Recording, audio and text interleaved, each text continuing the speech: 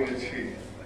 আমরা কি একবারও ভাবতে পারি যে আমি লালন গাইব না, রবীন্দ্র সঙ্গীত গাইব না, নজরুল সঙ্গীত গাইব না? যেদিন গাইব না সেদিন কি আমি জীবিত না মৃত? এই প্রশ্নটি আজকে আমাদেরকে ভীষণভাবে পীড়া দিচ্ছে। আমরা জানি যে যাদেরকে শরীর চর্চা বা শরীর শিক্ষা এবং সঙ্গীতের শিক্ষক নিয়োগের জায়গা থেকে সরিয়ে দেওয়া হচ্ছে, এই বাচ্চারাই আগামী দিনের বাংলাদেশ। তাহলে সেই বাংলাদেশ কোন বাংলাদেশ কল্পনা করে আমি এই কাজটি করলাম? একটা গোরস্থান রচনা করতে চাই যেখানে পাখি ডাকবে না, প্রকৃতি জাগবে না, মানুষ মনুষ্যত্বের মধ্যে দাঁড়াবে না।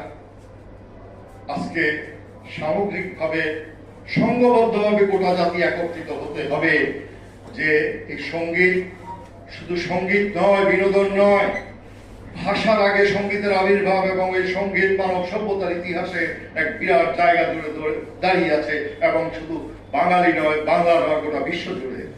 সেইটাকে আজকে প্রতিহত করা, ধ্বংস করার যে মানসিকতা যারা নিয়ে জন্মেছেন, যে চিন্তা করছেন, তাদের প্রতিও আমি প্রশ্ন রাখতে চাই। মৌলবাদী হন বা সাম্প্রদায়িক হন, আপনার যে ধর্ম, সেই ধর্ম তো সঙ্গীত নির্ভর, সুর নির্ভর। কি স্তব্ধ করে দিতে যাচ্ছেন আপনারা?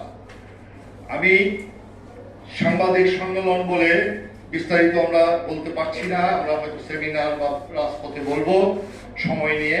তবে একটি কথা এখানে একেবারেই বলা অপরিহার্য, সেটা হলো আমরা 15 বছর কিংবা গত 54 বছরের যেই পীড়ন, নির্যাতন, চাপ থেকে মুক্ত হতে চেয়েছিলাম এই গণ অভ্যুত্থানের মধ্য দিয়ে, তারুণ্যের নবজাগরণের মধ্যে দিয়ে, যাকে বিশ্বাস করে দেশের রাষ্ট্র আমরা হাতে তুলে দিয়েছিলাম যে আপনি কিছু রিফর্ম করেন, কিছু অপসংস্কৃতি অপনিয়মকে সংহত করেন, আপনি সেই প্রথম বললেন রিসেট বাটন টিপবেন।